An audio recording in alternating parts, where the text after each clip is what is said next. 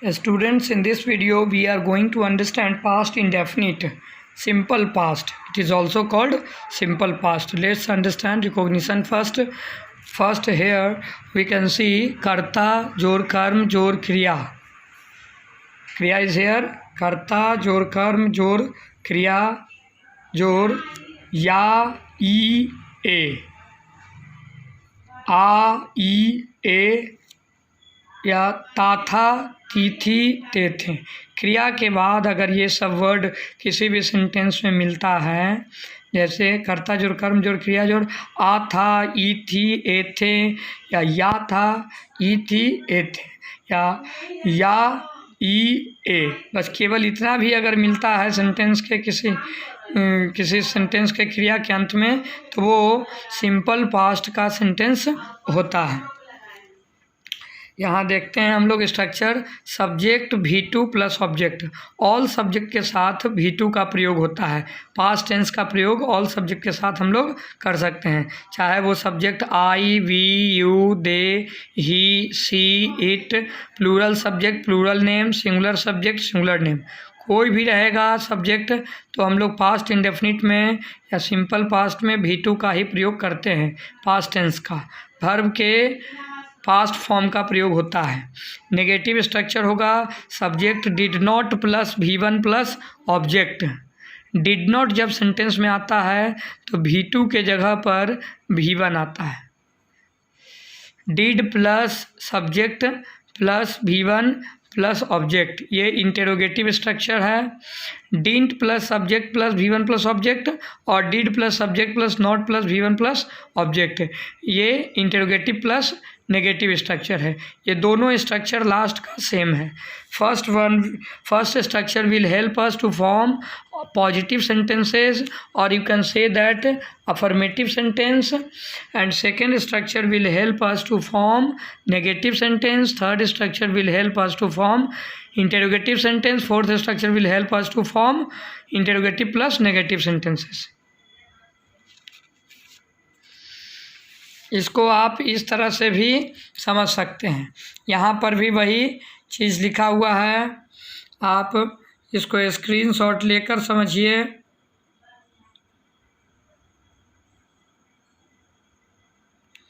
अब आइए हम लोग सेंटेंस देखते हैं। अगर कोई सेंटेंस हिंदी में दिया हुआ है कि मैंने आपको देखा, तो आ है इसके अंत में, क्रिया है देखना, देखना क्रिया के अंत में आ है, मैंने आपको देखा, तो ये पास्ट इंडेफिनिट का सेंटेंस होगा। उसी तरह से कहेंगे कि मैं आपको देखता था, तो यहाँ भी आ रहा है ता था, तो रिकॉग्निशन में हम लोग देख सकते हैं देखता था, ता था यहाँ भी है, मैंने आपको देखा, तो आ यहाँ देख सकते हैं। उसी तरह से फिर मैंने आपको देखा था, तो आ था भी है, तो यहाँ देखिए आ था भी दिया हुआ है रिकॉग्निशन क्रिया के अंत में। तो ये सब रिकॉग्निशन होता है, तो पास्ट इंडेफिनिट में इसको ट्रांसलेट किया जाता है। मैंने आपको देखा, मैं आपको देखता था, मैंने आपको देखा था। हिंदी में 3 तरह से बोला जाएगा, लेकिन इंग्लिश में एक ही तरह से हम लोग लिखेंगे या बोलेंगे। Subject plus V2 plus object के फॉर्म में। मैंने यानी सब्जेक्ट मैं है, उसके लिए आई लिखिएगा। V2 है यहाँ देखना का, सी का past tense saw, I saw, और आपको यहाँ ऑब्जेक्टिव केस के रूप में है। सब्जेक्ट वर्ब उसके बाद ऑब्जेक्ट आता है, तो यू का ऑब्जेक्टिव केस यू होता है। आई सॉ यू, मैंने आपको देखा, आई सॉ यू।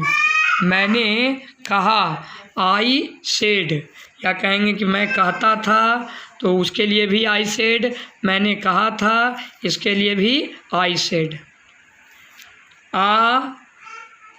था था या आ था, ये सब क्रिया के अंत में आता है, ये सब अक्षर, ये सब शब्द, तो उसको हम लोग पास्ट इंडेफिनिट में सब्जेक्ट V2 के फॉर्म में बनाते हैं। आई सेड, मैंने आपको कहा। इसी तरह से यहाँ पर कुछ और एग्जाम्पल है हम लोग के सामने। यहाँ देखिए, कहेंगे एक्सरसाइज टू सॉल्व करने के लिए एक्सरसाइज। उसने इस काम को किया, तो उसको देखिए ही डिड दिस वर्क। करना का V2 डू का डिड होता है। डू होता है करना, उसका V2 पास्ट टेंस में डिड होता है। तो मैंने किया, पहले हम लोग सब्जेक्ट देखेंगे और फिर वर्ब देखेंगे। तो उसने है, उसने इस काम को किया, उसने किया। तो उसने का ही और किया का डिड, ही डिड। इस काम को, ये जो ऑब्जेक्ट है हिंदी में सब्जेक्ट के बाद आया है, तो वो ऑब्जेक्ट इंग्लिश में वर्ब के बाद आएगा। ही डिड दिस वर्क, उसने इस काम को किया। मैंने अपनी अंग्रेजी सुधारी, आई इम्प्रूव्ड, मैंने सुधारी। पहले सब्जेक्ट लिखिएगा आई और सुधारी वर्ब पहले लिखिएगा, उसके बाद सब्जेक्ट के बाद आई इम्प्रूव्ड अपनी अंग्रेजी, माई इंग्लिश। आई के लिए अपनी का इंग्लिश होता है my. I improved my English, I improved my English. हम लोग उन्हें निमंत्रित किए, या हम लोगों ने उन्हें निमंत्रित किया, ये भी कह सकते हैं। या आप कह सकते हैं कि हम लोग उन्हें निमंत्रित करते थे, तो उसका इसी तरह से बनेगा। हम लोग का भी निमंत्रित करना का इनवाइट, और इनवाइट में पास्ट टेंस बनाएंगे इनवाइटेड। वी इनवाइटेड देम, उन्हें का दे होता है, दे का objective case them, we invited them. फिर देखिए नेक्स्ट सेंटेंस, कहेंगे कि वे लोग समझ गए, दे अंडरस्टूड, वे लोग समझ गए, दे अंडरस्टूड। सचिन ने शतक मारा, वे मुझे पढ़ाते थे। सचिन ने शतक मारा, सचिन हिट 6। हिट का V2 V3 वही होता है, यहाँ V2 के रूप में आया है। सचिन हिट, सचिन ने मारा क्या, शतक। सेंचुरी, सेंचुरी यहाँ ऑब्जेक्ट है, सचिन सब्जेक्ट है और हिट V2 है। Sachin hit century. वे मुझे पढ़ाते थे, दे टॉट मी, पिताजी मुझे बचपन में डांटते थे। Father scolded me in my childhood.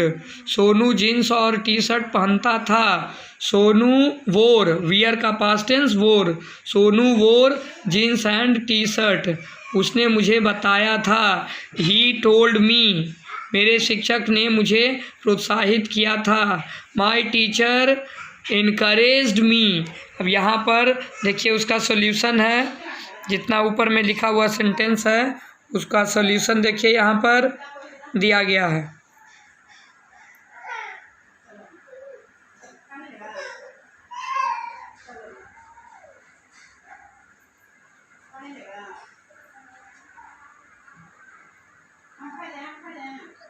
आगे देखते हैं हम लोग।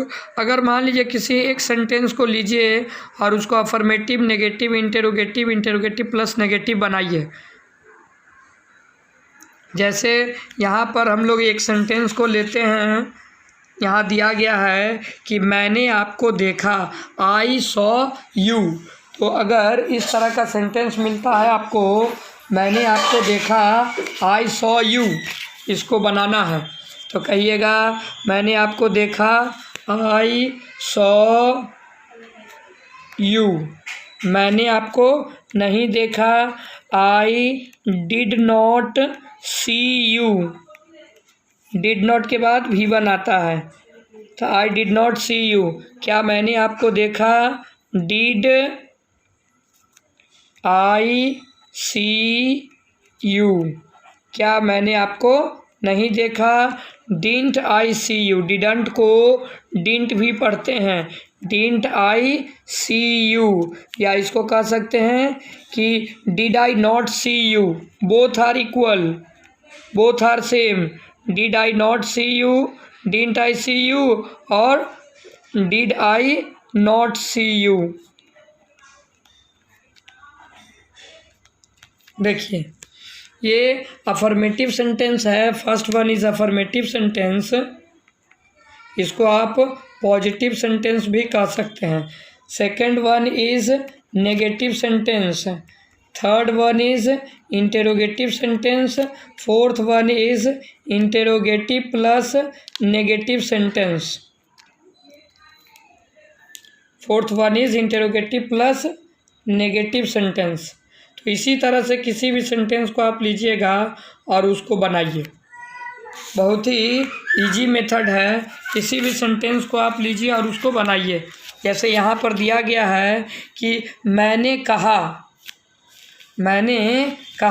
तो कहिएगा आई सेड, इसी का नेगेटिव में बनाइएगा। मैंने नहीं कहा तो आई डिड नॉट से। मैंने कहा आई सेड, मैंने नहीं कहा आई डिड नॉट से। V1 आ जाता है, डिड नॉट आता है। क्या मैंने कहा डिड आई से, क्या मैंने नहीं कहा डिडंट आई से, या कह सकते हैं डिडंट आई से। इसी तरह से जितना भी सेंटेंस आपको अभी दिया गया था यहाँ, वो सबको आप प्रैक्टिस कर सकते हैं। यहाँ जितना सेंटेंस है सबको आप प्रैक्टिस कर सकते हैं। Affirmative, negative, interrogative, interrogative plus negative में। जैसे उसने इस काम को किया, ही डिड दिस वर्क। उसने इस काम को नहीं किया, he did not do this work. क्या उसने इस काम को किया, did he do this work. क्या उसने इस काम को नहीं किया, didn't he do this work. ऐसे ही आप पूरे सेंटेंस को अफर्मेटिव, नेगेटिव, इंटरोगेटिव में बनाकर प्रैक्टिस कर सकते हैं। That's all for this class.